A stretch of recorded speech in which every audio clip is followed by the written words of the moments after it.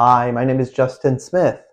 This is Emily, and we welcome you again to another episode of the Western Canon Project, where we are reading the entirety of the Western literary canon out loud.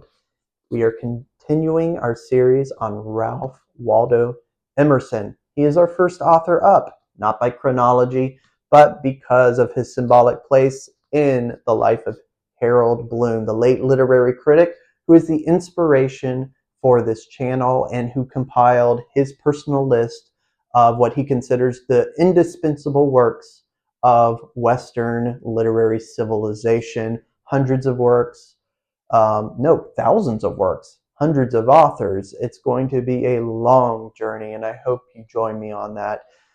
Anyway, we're going to continue the essays with friendship. Without further ado, I will go ahead and start. A ruddy drop of manly blood the surging sea outweighs. The world uncertain comes and goes, the lover rooted stays. I fancied he was fled, and after many a year glowed unexhausted kindliness like daily sunrise there.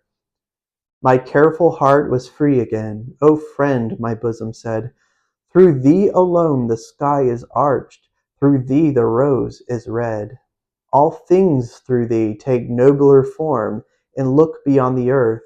The mill round of our fate appears, a sun path in thy worth. Me too thy nobleness has taught to master my despair. The fountains of my hidden life are through thy friendship fair. We have a great deal more kindness than is ever spoken. Maugre all the selfishness that chills like the east winds the world. The whole human family is bathed with an element of love like a fine ether. How many persons we meet in houses whom we scarcely speak to, whom yet we honor, and who honor us. How many we see in the street or sit with in church, whom though silently we warmly rejoice to be with. Read the language of these wandering eye-beams, the heart knoweth. The effect of the indulgence of this human affection is a certain cordial exhilaration. In poetry and in common speech, the emotions of benevolence and complacency which are felt towards others are likened to the material effects of fire. So swift, or much more swift, more active, more cheering, are these fine inward irradiations. From the highest degree of passionate love to the lowest degree of goodwill, they make the sweetness of life. Our intellectual and active powers increase with our affection. The scholar sits down to write, and all his years of meditation do not furnish him with one good thought or happy expression, but it is necessary to write a letter to a friend, and forthwith troops of gentle thoughts invest themselves on every hand with chosen words. See, in any house where virtue and self-respect abide, the palpitation which the approach of a stranger causes, a commended stranger is expected and announced, and an uneasiness betwixt pleasure and pain invades all the hearts of a household. His arrival almost brings fear to the good hearts that would welcome him. The house is dusted, all things fly into their places, the old coat is exchanged for the new, and they must get up a dinner if they can. Of a commended stranger, only the good report is told by others, only the good and new is heard by us. He stands to us for humanity. He is what we wish.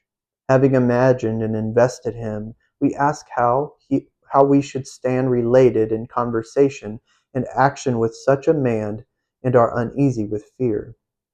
The same idea exalts conversation with him. We talk better than we are wont. We have the nimblest fancy, a richer memory, and our dumb devil has taken leave for the time.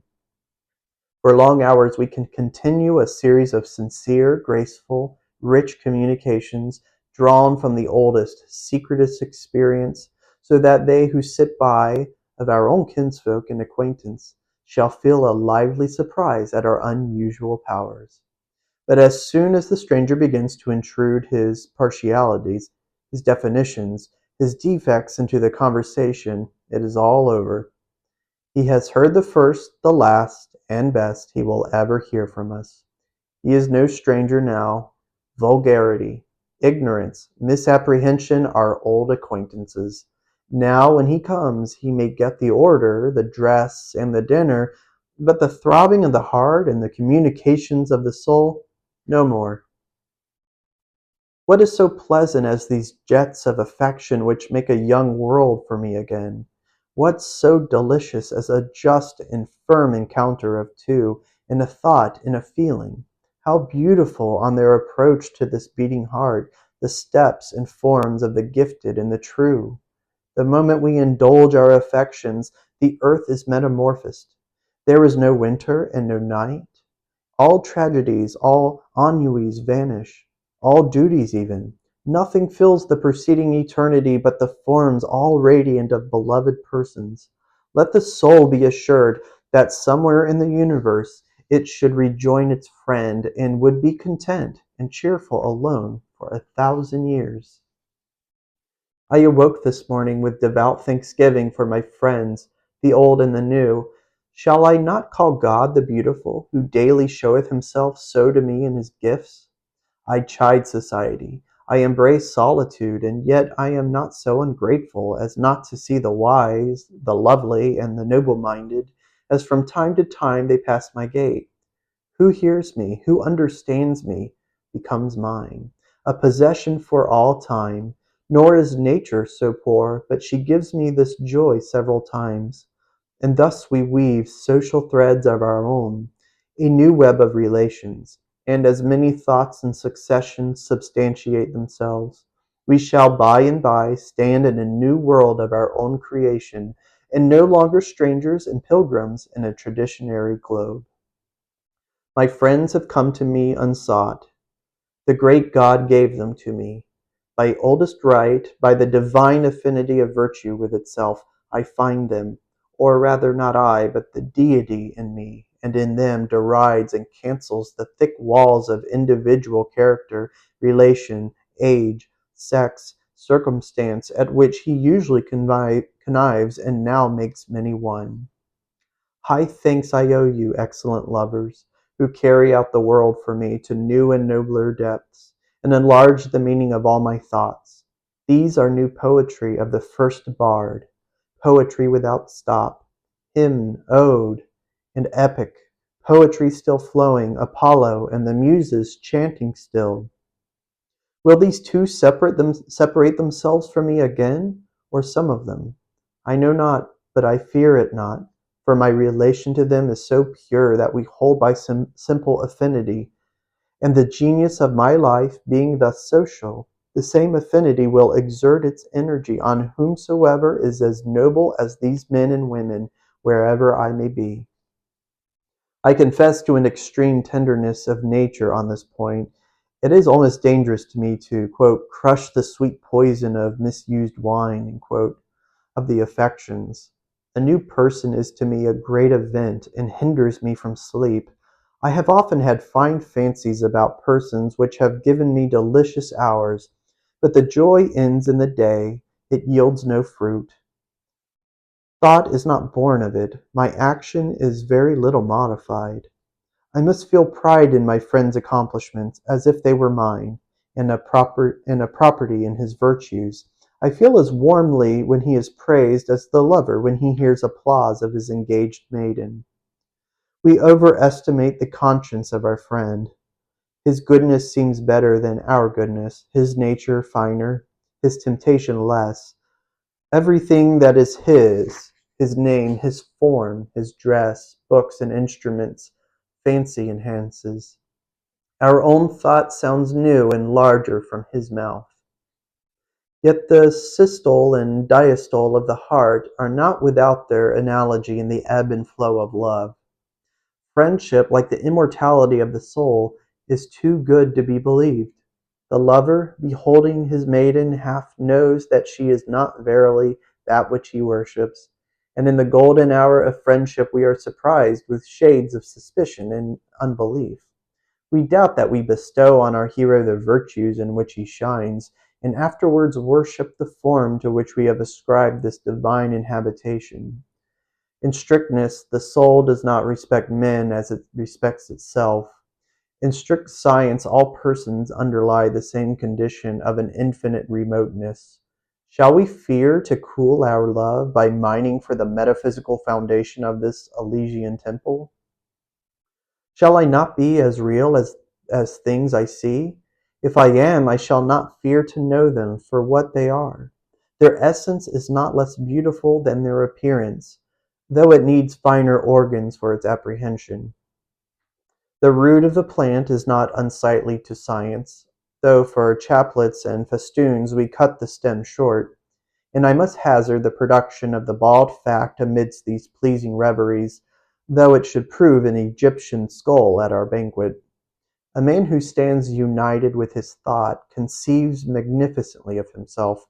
He is conscious of a universal success, even though bought by uniform particular failures.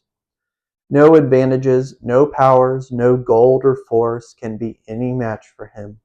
I cannot choose but rely on my own poverty more than on your wealth.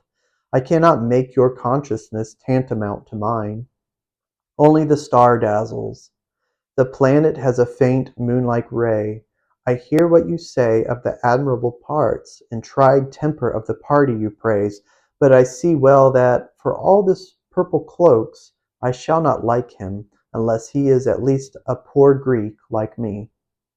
I cannot deny it, O friend, that the vast shadow of the phenomenal includes thee also in its pied and painted immensity, thee also, compared with whom all else is shadow. Thou art not being, as truth is, as justice is. Thou art not my soul, but a picture and effigy of that. Thou hast come to me lately, and already thou art seizing thy hat and cloak. Is it not that the soul puts forth friends as the tree puts forth leaves, and presently by the germination of new buds extrudes the old leaf? The law of nature is alternation for evermore. Each electrical state superinduces the opposite.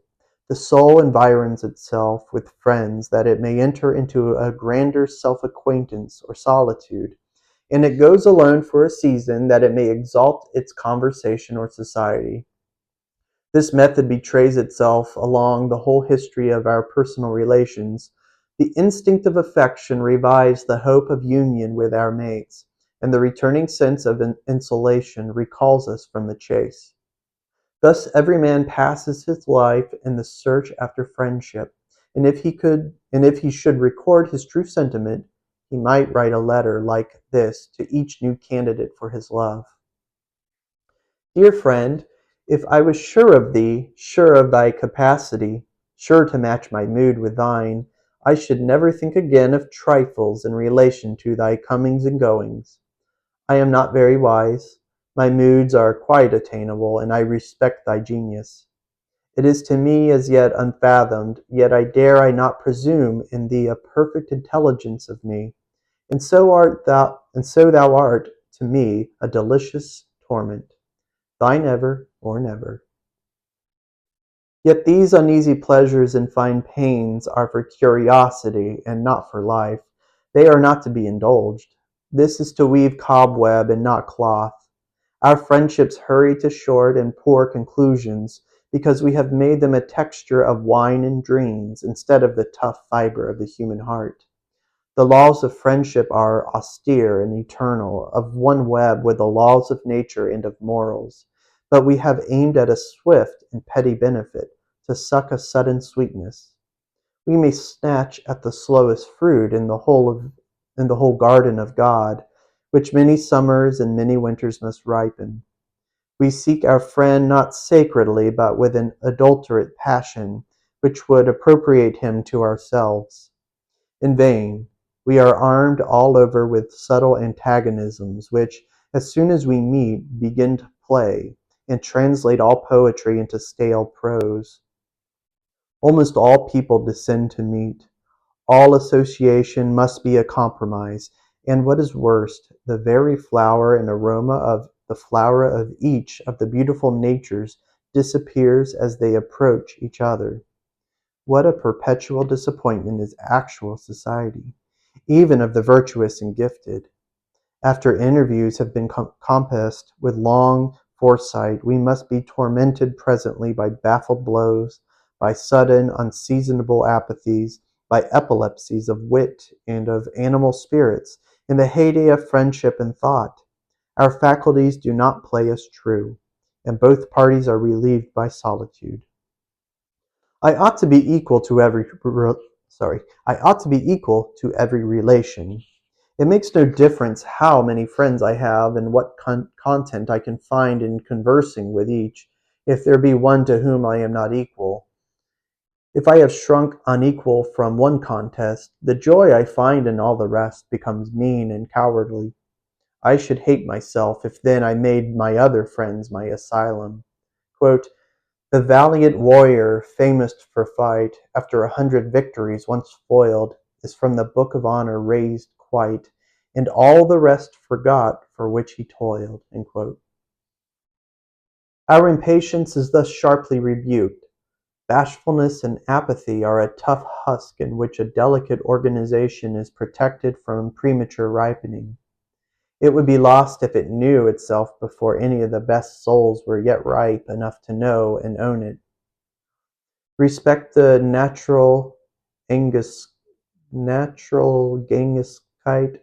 I believe it's a German word. Natural Angus-kite, whatever, which hardens the ruby in 1,000,000 years and works in duration, in which Alps and Andes come and go as rainbows. The good spirit of our life has no heaven, which is the price of rashness. Love, which is the essence of God, is not for levity, but for the total worth of man. Let us not have this childish luxury in our regards, but the austerest worth. Let us approach our friend with an audacious trust in the truth of his heart, in the breadth impossible to be overturned of his foundations.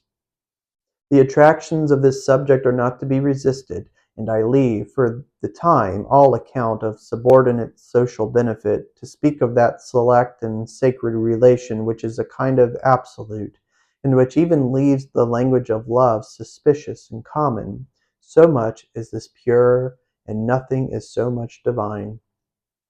I do not wish to treat friendships daintily, but with roughest courage.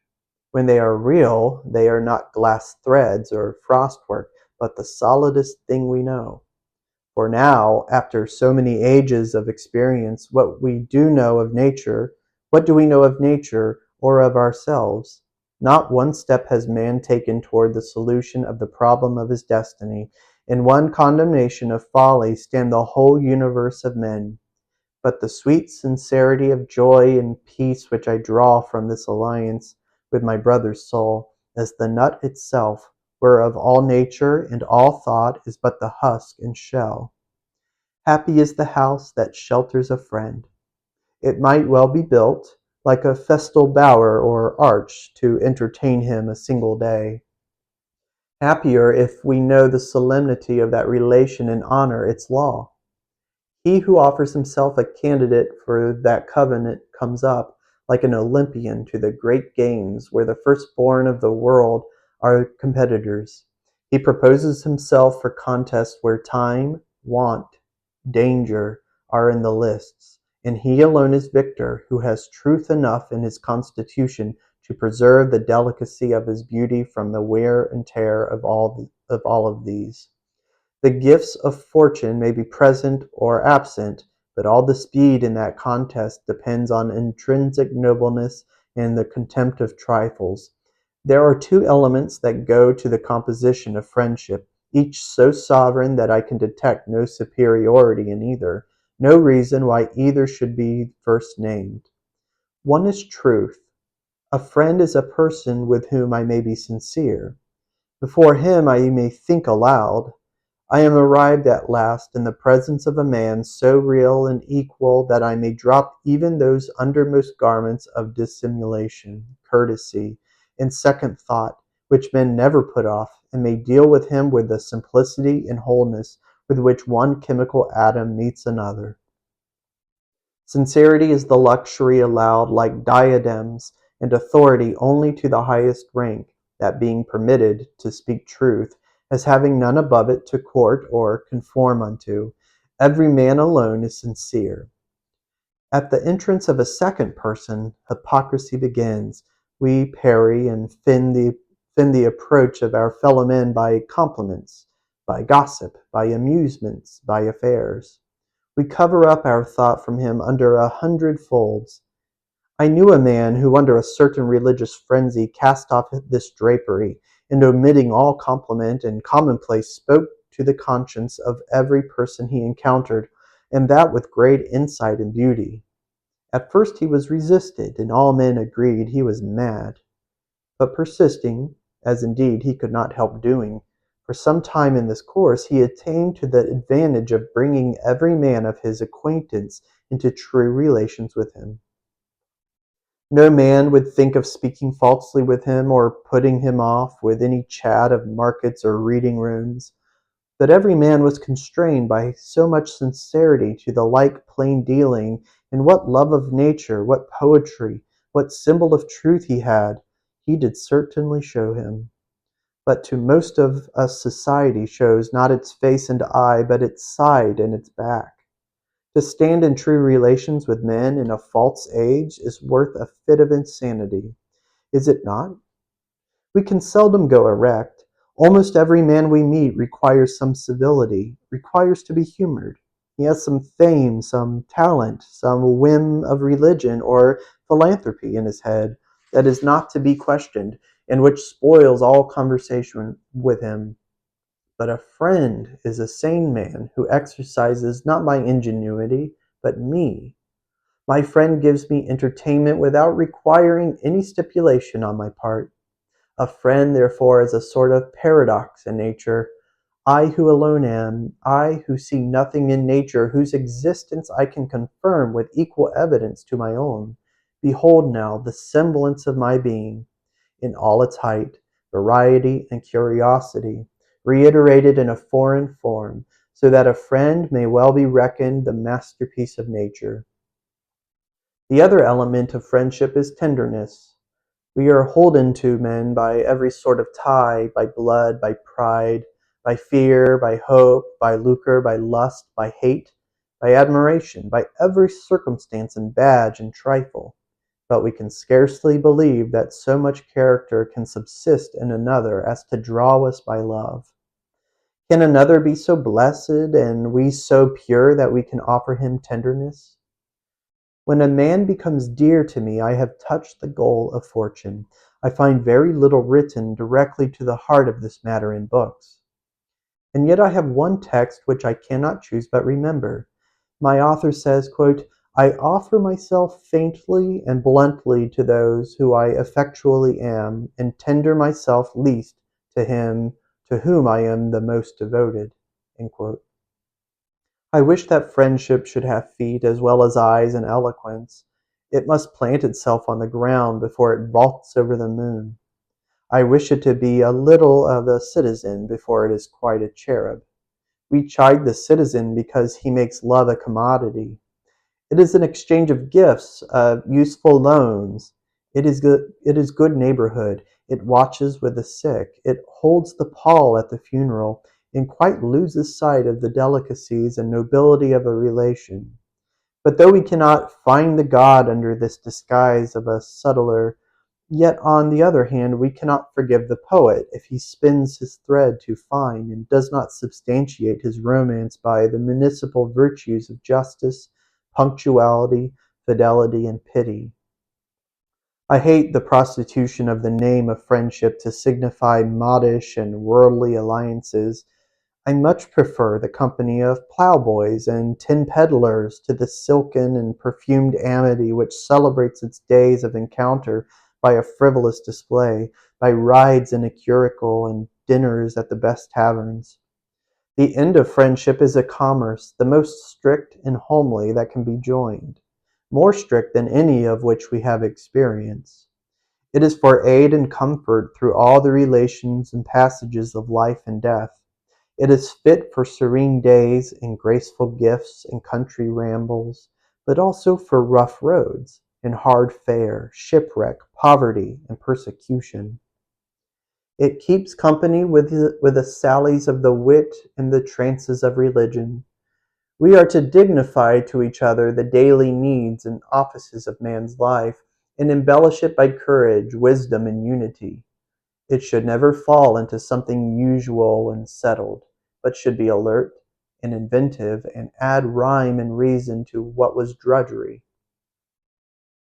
Friendship may be said to require natures so rare and costly, each so well tempered and so happily adapted, and withal so circumstanced, for even in that particular, a poet says, love demands that the parties be altogether paired, that its satisfaction can very seldom be assured. It cannot subsist in its perfection, say some of those who are learned in this warm lore of the heart, betwixt more than two. I am not quite so strict in my terms, perhaps because I have never known so high a fellowship as others. I please my imagination more with a circle of godlike men and women variously related to each other, and between whom subsists a lofty intelligence. But I find this law of one to one peremptory for conversation, which is the practice and consummation of friendship. Do not mix waters too much. The best mix as ill as good and bad. You shall have a very useful and cheering discourse at several times with two several men. But let all three of you come together, and you shall not have one new and hearty word. Two may talk, and one may hear, but three cannot take part in a conversation of the most sincere and searching sort. In good company there is never such discourse between two, across the table, as takes place when you leave them alone. In good company, the individuals merge their egotism into a social soul, exactly coextensive with the several consciousnesses there present. No partialities of friend to friend, no fondnesses of brother to sister, of wife to husband, are there pertinent, but quite otherwise. Only he may speak who can sail on the common thought of the party, and not poorly limited to his own. Now this convention, which good sense demands, destroys the high freedom of great conversation, which requires an absolute running of two souls into one. No two men, but being left alone with each other, enter into simpler relations, yet it is affinity that determines which two shall converse. Unrelated men give little joy to each other, will never suspect the latent powers of each. We talk sometimes of a great talent for conversation, as if it were a permanent property in some individuals. Conversation is an evanescent relation, no more. A man is reputed to have thought and eloquence.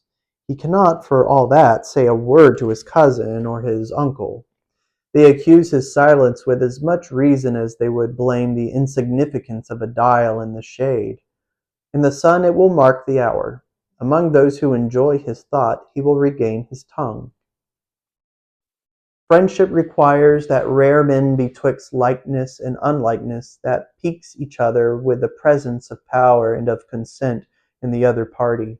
Let me be alone to the end of the world, rather than that my friend should overstep by a word or a look his real sympathy. I am equally balked by antagonism and by compliance. Let him not cease an instant to be himself. The only joy I have in his being mine is that the not mine is mine.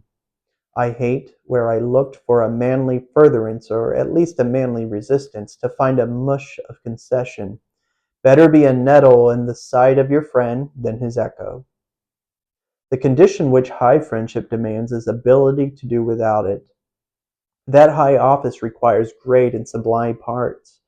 There must be very two before there can be very one. Let it be an alliance of two large, formidable natures, mutually beheld, mutually feared, before yet they recognize the deep identity which, beneath these disparities, unites them. He only is fit for this society who is magnanimous, who is sure that greatness and goodness are always economy, who is not swift to intermeddle with his fortunes.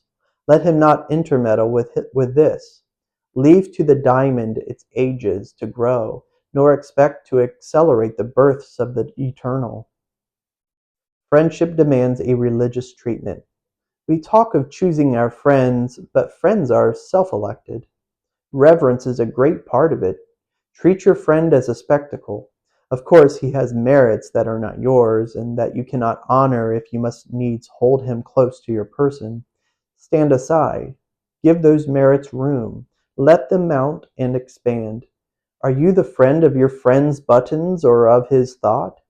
To a great heart he will be a stranger in 1,000 particulars, that he may come near in the holiest ground.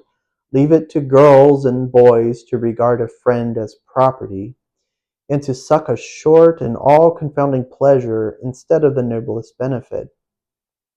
Let us buy our entrance into this guild by a long probation. Why should we desecrate noble and beautiful souls by intruding on them? Why insist on rash personal relations with your friend? Why go to his house or know his mother and brother and sisters? Why be visited by him at your own? Are these things material to our covenant? Leave this touching and clawing. Let him be to me a spirit, a message, a thought, a sincerity, a glance from him I want, but not news nor pottage.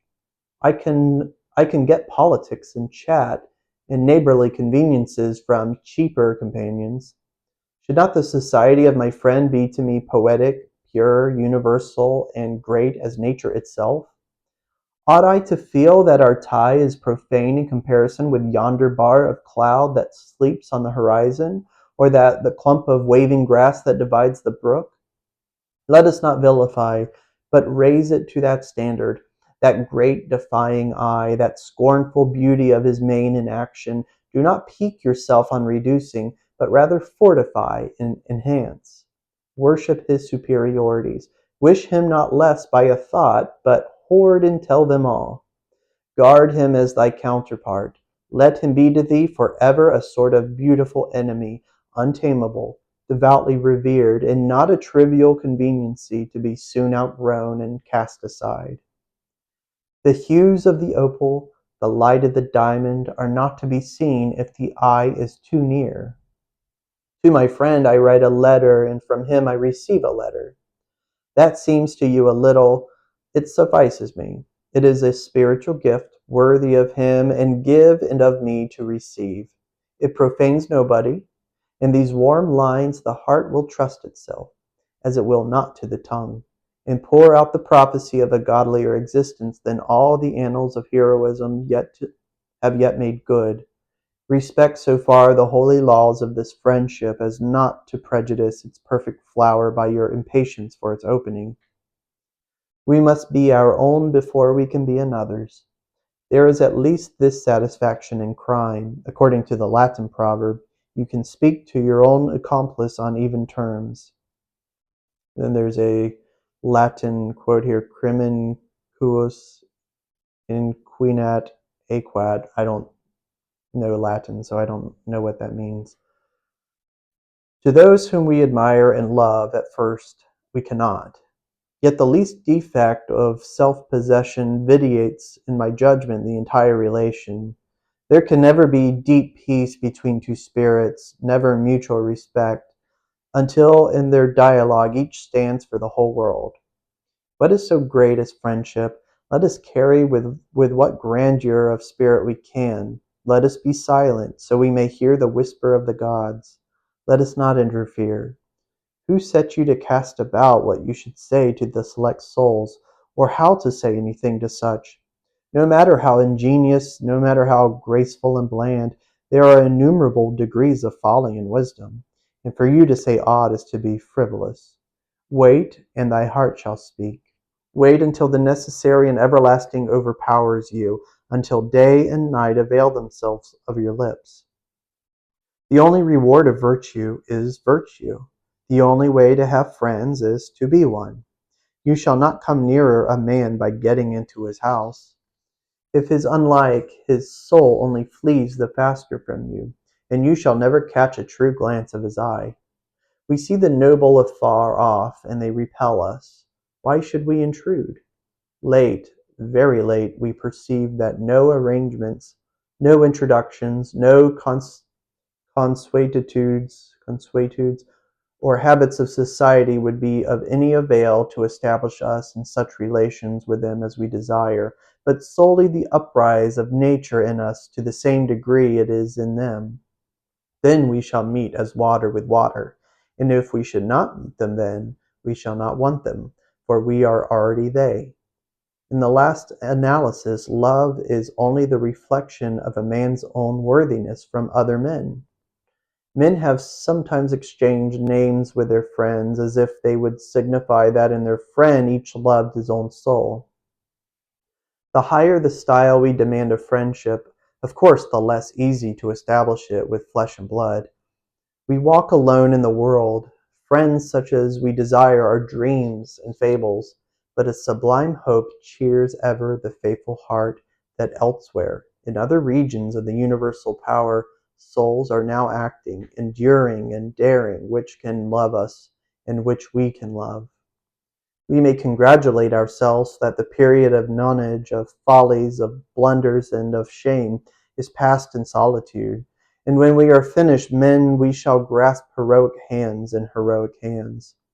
Only be admonished by what you already see, not to strike leagues of friendship with cheap persons where no friendship can be.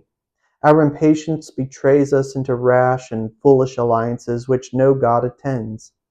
By persisting in your path, though you forfeit the little you gain the great. You demonstrate yourself so as to put yourself out of the reach of false relations. And you draw to you the firstborn of the world, those rare pilgrims whereof only one or two wander in nature at once, and before whom the vulgar great show as spectres and shadows merely. It is foolish to be afraid of making our ties too spiritual, as if so we could lose any genuine love. Whatever correction of our popular views we make from insight, nature will be sure to bear us out in, and though it seem to rob us of some joy, will repay us with greater. Let us feel, if we will, the absolute insulation of man. We are sure that we have all in us. We go to Europe, or we pursue persons, or we read books in the instinctive faith that these will call it out and reveal us to ourselves. Beggars all. The persons are such the persons are such as we, the Europe an old faded garment of dead persons, the books their ghosts. Let us drop this idolatry. Let us give over this mendicancy. To look that one up, mendicancy. Let us even bid our dearest friends farewell and defy them, saying, "Who are you? Unhand me. I will be dependent no more." Ah, seest thou not, O brother, that thus we part only to meet again on a higher platform, and only be more each other's because we are more our own? A friend is Janus-faced. He looks to the past and the future. He is the child of all my foregoing hours, the prophet of those to come, and the harbinger of a greater friend. I do then with my friends as I do with my books. I would have them where I can find them, but I seldom use them. We must have society on our own terms and admit or exclude it on the slightest cause. I cannot afford to speak much with my friend. If he is great, he makes me so great that I cannot descend to converse. In the great days, presentiments hover before me in the firmament. I ought then to dedicate myself to them. I go in that I may seize them. I go out that I may seize them. I fear only that I may lose them receding into the sky, in which now they are only a patch of brighter light. Then, though I prize my friends, I cannot afford to talk with them and study their visions, lest I lose my own. It would indeed give me a certain household joy to quit this lofty seeking, this spiritual astronomy or search of stars, and come down to warm sympathies with you. But then I know well I shall mourn always the vanishing of my mighty gods. It is true next week I shall have languid moods, when I can well afford to occupy myself with foreign objects. Then I shall regret the lost literature of your mind, and wish you were by my side again. But if you come, perhaps you will fill my mind only with new visions, not with yourself, but with your lustres, and I shall not be able any more than now to converse with you. So I will owe to my friends the evanescent intercourse. I will receive them from them not what they have, but what they are. They shall give me that which properly they cannot give, but which emanates from them. But they shall not hold me by any relations less subtle and pure. We will meet as though we met not, and part as though we parted not. It has seemed to me lately more possible than I knew to carry a friendship greatly on one side, without due correspondence on the other. Why should I cumber myself with regrets that the receiver is not capacious? It never troubles the sun that some of his rays fall wide and vain into ungrateful space, and only a small part on the reflecting planet. Let your greatness educate the crude and cold companion. If he is unequal, he will presently pass away, but thou art enlarged by thy own shining, and no longer a mate for frogs and worms dost thou soar and burn with the gods of the Empyrean. It is thought a disgrace to love unrequited, but the great will see that true love cannot be unrequited. True love transcends the unworthy object and dwells and broods on the eternal.